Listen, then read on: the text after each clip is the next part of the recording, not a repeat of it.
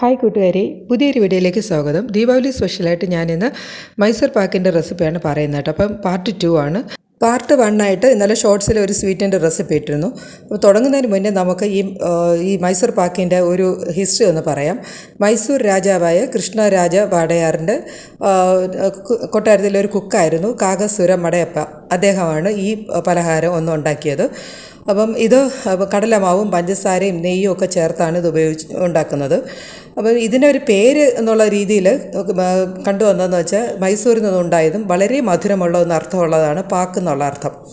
അപ്പം ഇത് നമുക്കിപ്പോൾ വളരെ എളുപ്പത്തിൽ ഉണ്ടാക്കാൻ പറ്റുന്നത് തന്നെയാണ്. അപ്പോൾ വീട്ടിൽ ഞാനിപ്പം ഇതാ ഒന്ന് മുറിച്ച് കാണിച്ചു തരാം. നമുക്ക് വെളിയിൽ നിന്ന് വാങ്ങുന്ന അതേ ടെക്സ്റ്റ് തന്നെ നമുക്ക് കിട്ടിയിട്ടുണ്ട്. ഇതാ ഒന്ന് കണ്ടോ, ഈ ഒരു കണക്ക് നമുക്ക് കിട്ടും. ഇതാ അതിൻ്റെ ഒരു കളർ കണ്ടാൽ മനസ്സിലാവും. അപ്പോൾ പെർഫെക്റ്റായിട്ട് തന്നെ നമുക്ക് വീട്ടിൽ ഉണ്ടാക്കാം.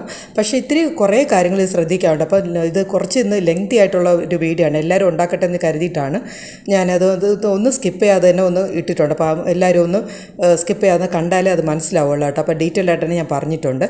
അപ്പം ഇത് എങ്ങനെയാണെന്നും ഇതിൻ്റെ ഇൻഗ്രീഡിയൻസ് എന്തൊക്കെയാണെന്നും നോക്കാം. അപ്പോൾ വേഗം തന്നെ വീഡിയോയിലേക്ക് കടക്കാം.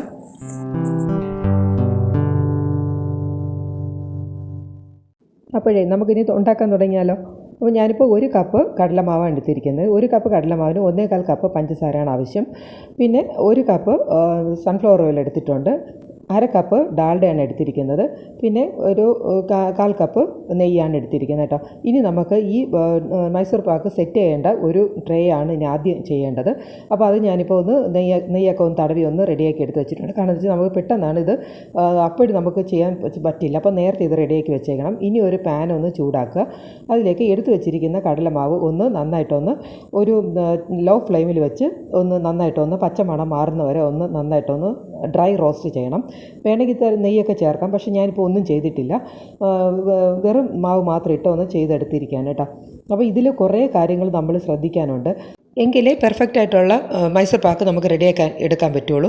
ഇപ്പോൾ അത് ഏകദേശം ഒരു 2 മിനിറ്റ് ആയിട്ടുണ്ട്. കടലമാവ് മൂത്ത ഒരു മണമായിട്ടുണ്ട് വരുന്നുണ്ട്. അപ്പോൾ നമുക്ക് ഇതൊന്ന് തീ അങ്ങ് ഓഫ് ചെയ്യാം കേട്ടോ. അപ്പോൾ ഒരു 10 മിനിറ്റ് കഴിഞ്ഞതിന് ശേഷം ഞാനിപ്പം അത് ആ ചൂടൊന്ന് മാറിയതിന് ശേഷം ഇത് നന്നായിട്ടൊന്ന് അരിച്ചെടുക്കണം. അപ്പോൾ ഈ പ്രോസസ്സ് നിങ്ങൾ ഒരിക്കലും മിസ് ചെയ്യരുത്. കാരണം എന്ന് വെച്ചാൽ കടലമാവിൽ ഒരുപാട് കട്ട കാണും. അപ്പോൾ അതുകൊണ്ടാണ് ഇപ്പോൾ അരിക്കുന്നത്. ഇല്ലെങ്കിൽ ആദ്യമേ ഇത് അരിച്ചിട്ട് രണ്ടാമത് നമുക്ക് ഡ്രൈ റോസ്റ്റ് ചെയ്യാം. അപ്പോൾ വീണ്ടും കട്ട കിട്ടും. അതുകൊണ്ടാണ് അപ്പോൾ വീണ്ടും അരിക്കേണ്ടി വരും. ആ ഒരു പ്രോസസ്സ് ഒഴിവാക്കാൻ വേണ്ടിയിട്ടാണ് ഞാനിപ്പം റോസ്റ്റ് ചെയ്തതിന് ശേഷം അത് അരിക്കുന്നത് കേട്ടോ. അപ്പം ഇല്ലെങ്കിൽ വീണ്ടും അരിക്കേണ്ടി വരും. അതുകൊണ്ടാണ്.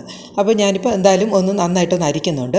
2 പ്രാവശ്യം ഒന്ന് അരിച്ചെടുക്കുക, അത് നന്നായിരിക്കും. അപ്പോൾ കുറച്ചുകൂടെ നമുക്ക് ആ ഒരു കട്ട ഒന്ന് കിട്ടാതെ നമുക്ക് എടുക്കാൻ പറ്റും. ഇനി ഇതുപോലത്തെ ഒരു പാനാണ് ആവശ്യം. നോൺ സ്റ്റിക്ക് ഒരിക്കലും എടുക്കുകയും ചെയ്യരുത്. ഇതുപോലത്തെ ഒരു പാനിലാണ് നമുക്ക് കറക്റ്റായിട്ട് നമുക്ക് അത് എടുക്കാൻ അറിയാൻ പറ്റുള്ളൂ, അതിൻ്റെ കൺസിസ്റ്റൻസി അറിയാൻ പറ്റുള്ളൂ.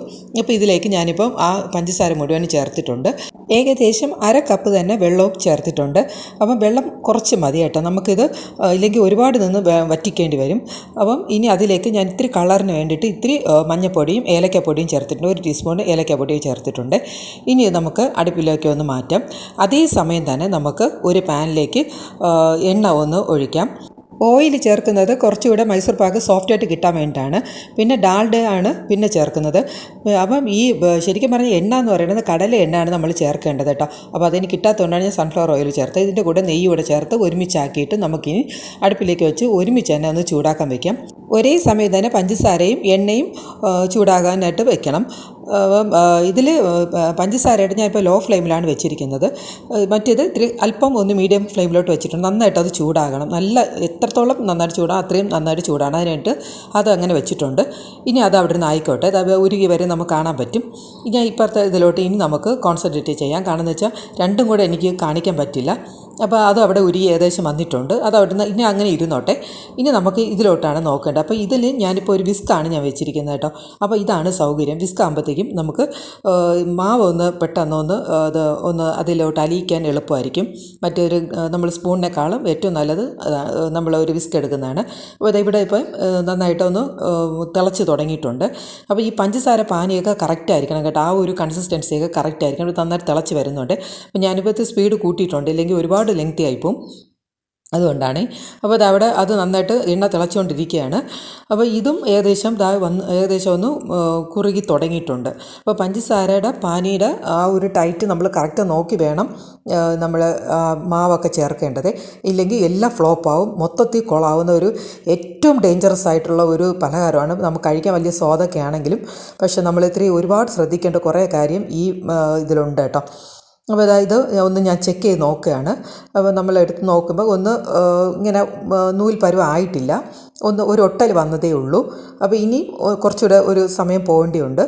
അപ്പോൾ ഞാൻ വീണ്ടും ഒന്ന് ചെക്ക് ചെയ്യുകയാണ്, അപ്പോഴും ആയിട്ടില്ല. അപ്പോൾ ഇങ്ങനെ ഓരോ സ്റ്റേജും നമ്മൾ ചെക്ക് ചെയ്ത് വേണം ഇത് എടുക്കാനായിട്ട്. അപ്പം ഇപ്പോൾ ഏകദേശം ഒന്ന് നൂല് വലിഞ്ഞുന്നുണ്ട്.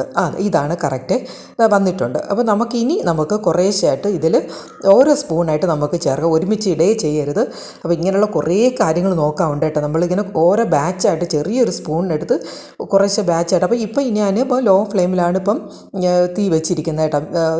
അപ്പോൾ ഇനി നമുക്ക് കുറേശ്ശെ ഇതിങ്ങനെ നമുക്ക് ചേർത്ത് ഇതിനെ ഒന്ന് അലിയിച്ച് എടുക്കണം. അത്ര മാവും അലിയിച്ചെടുക്കണം.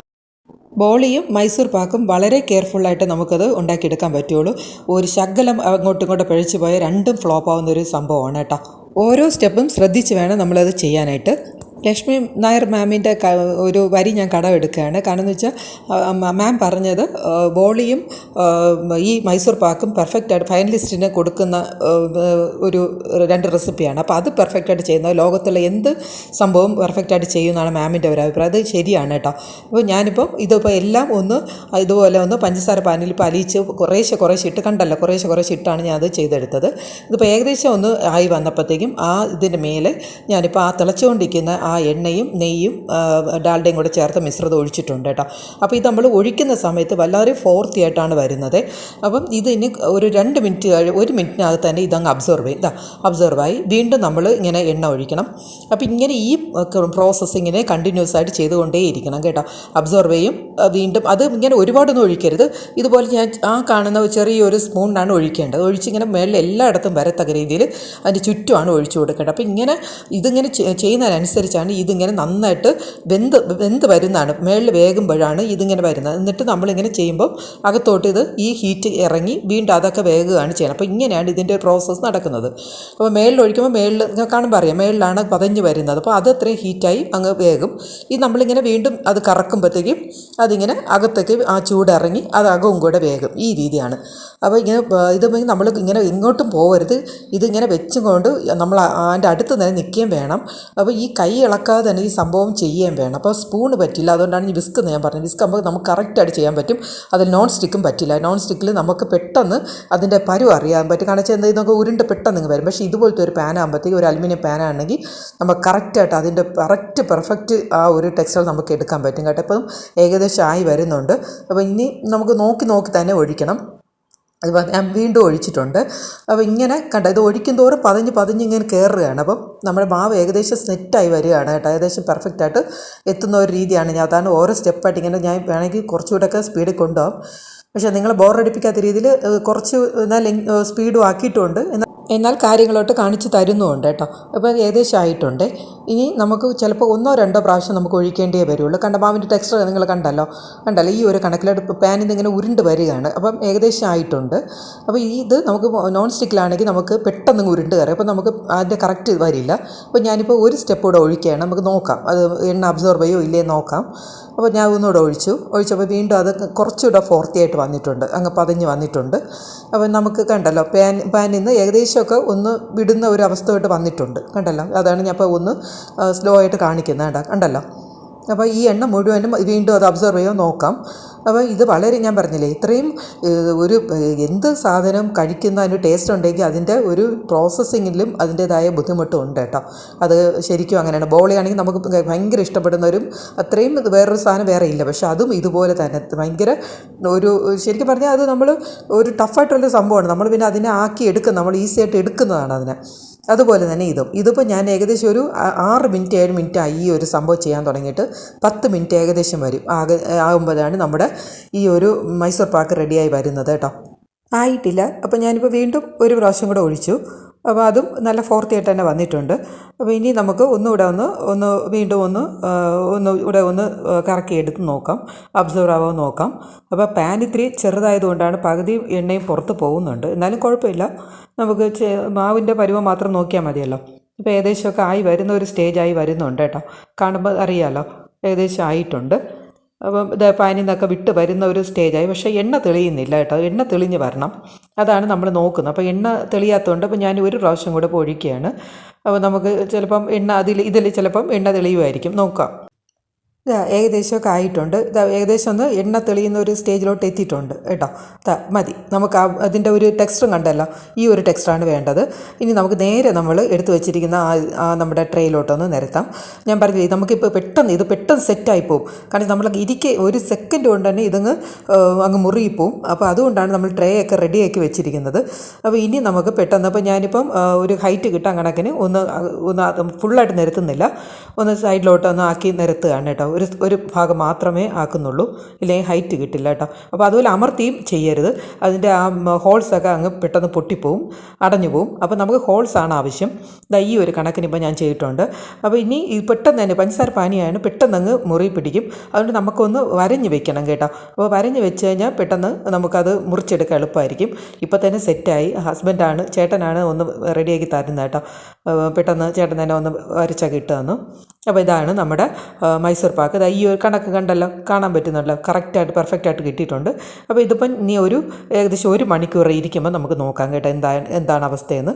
അപ്പോൾ ഞാൻ ഇപ്പോൾ എടുത്തതിൽ ഇത്ര ആണ് നമുക്ക് മിച്ചം വന്നിട്ടുള്ളത്. അപ്പം ഏകദേശം അതിൽ ആയിട്ടുണ്ട്. ഇപ്പോൾ ഞാനിപ്പോൾ ഏകദേശം 1 മണിക്കൂറൊന്നായിട്ടുണ്ട്. ഇനി നമുക്കൊന്ന് ഡീമോൾഡ് ചെയ്താൽ അപ്പോൾ നോക്കാം. പെട്ടെന്ന് തന്നെ അങ്ങ് മറിഞ്ഞ് വീഴാണ് കേട്ടോ. നമ്മൾ നേരത്തെ ഒന്ന് മുറിച്ചൊക്കെ വെച്ചത് കൊണ്ട് പെട്ടെന്ന് തന്നെ അതങ്ങനെ അങ്ങ് വീണു. ഇല്ലെങ്കിൽ നമുക്കിത് പാറ പോലെ ഇരിക്കും കേട്ടോ. നമുക്ക് പിന്നെ മുറിക്കാനൊന്നും പറ്റില്ല, ഒന്നും ചെയ്യാൻ പറ്റില്ല. എനിക്കങ്ങനെ ഫസ്റ്റ് ഞാൻ ചെയ്തപ്പോൾ എനിക്ക് അബദ്ധം പറ്റിയിട്ടുണ്ട്. അതുകൊണ്ട് ശേഷം ഞാൻ അങ്ങനെ ചെയ്തതിന് ശേഷം അതുപോലെ ഇങ്ങനെ ഒന്ന് മാർക്ക് ചെയ്ത് വെച്ച് ചെയ്യാറുണ്ട്. ഇനി നമുക്ക് വേറെ ഒരു കാര്യമില്ല, പെട്ടെന്നൊന്ന് ഇനി കണ്ട കറക്റ്റ് നമ്മുടെ പ്രിപ്പറേഷനൊക്കെ കറക്റ്റാണ് കേട്ടോ. സൈഡൊക്കെ അതിൻ്റെ ഒരു കളറൊക്കെ വന്നിട്ടുണ്ട്. ഇതിലിപ്പോൾ കറക്റ്റ് കാണാൻ പറ്റുന്നതെന്ന് എനിക്കറിയില്ല. അപ്പോൾ എന്തായാലും കറക്റ്റാണ്, റെസിപ്പി കറക്റ്റാണ്. അപ്പോൾ ഞാൻ പറഞ്ഞില്ലേ, എല്ലാ വർഷവും ഞാൻ ദീപാവലി ഒരു സ്വീറ്റ് വിൽക്കുന്നതാണ്, സെയിൽ ചെയ്യുന്നതാണ്. അപ്പോൾ അതിൻ്റെ ഒരു ഐറ്റം ഇതാണ് കേട്ടോ. ഒരു 6 ഐറ്റമാണ് വെച്ചാണ് ഞാൻ ചെയ്യാറ്. കണ്ട സൈഡ് കണ്ടല്ലോ, നമ്മൾ വെളിയിൽ നിന്ന് വാങ്ങുന്ന അതുപോലെ തന്നെ കിട്ടിയിട്ടുണ്ട്. ആ കളറൊക്കെ കണ്ടല്ലോ, ഇതുപോലെയാണ് നമ്മൾ മൈസൂർ പാക്ക്. അപ്പോൾ കറക്റ്റാണ്, എല്ലാ റെസിപ്പിയും കറക്റ്റാണ്. അപ്പോൾ ഞാനിത് 4-5 വർഷമായിട്ട് ഞാൻ ചെയ്യുന്നതാണ്, ദീപാവലിക്ക് ചെയ്ത് സെയിൽ ചെയ്യുന്നതാണ് കേട്ടോ. അപ്പോൾ സെയിൽ ചെയ്യാൻ വേണ്ടി തന്നെയാണ് ഞാനിപ്പോൾ ഉണ്ടാക്കിയത്. അപ്പോൾ ഉണ്ടാക്കിയപ്പോൾ നിങ്ങൾക്ക് കൂടെ കാണിച്ചു തന്നതാണ് കേട്ടോ. അപ്പോൾ ഇത് നിങ്ങൾക്കും ഇപ്പം വീട്ടിൽ അല്പം ഒന്ന് ശ്രദ്ധിച്ചാൽ നിങ്ങൾക്കും വീട്ടിൽ ഒന്ന് ഉണ്ടാക്കിയെടുക്കാം. പുറത്തുനിന്ന് നമുക്ക് ചിലർ സോഡാപ്പൊടിയൊക്കെ ചേർക്കും കേട്ടോ, അതിൻ്റെ ഒന്നും ആവശ്യമില്ല കേട്ടോ. അല്ലാതെ തന്നെ പെർഫെക്റ്റായിട്ട് നമുക്ക് ചെയ്തെടുക്കാൻ പറ്റും. പിന്നെ ഇത്തിരി മഞ്ഞപ്പൊടി ചേർത്തിട്ടുണ്ട്. അപ്പം നല്ല കളറാണ് പുറമേക്ക് കാണാൻ, ക്യാമറയിൽ അത്ര കാണുന്നില്ല. അപ്പോൾ എന്തായാലും റെസിപ്പി പെർഫെക്റ്റാണ്. അപ്പോൾ എല്ലാവരും ഒന്ന് ട്രൈ ചെയ്യുക, ഇഷ്ടപ്പെട്ടാൽ ഒന്ന് ലൈക്ക് ചെയ്യുക, ഷെയർ ചെയ്യുക. പുതിയൊരു വീഡിയോയുടെ കാണാം. Okay, thank you friends, and also thank you for watching.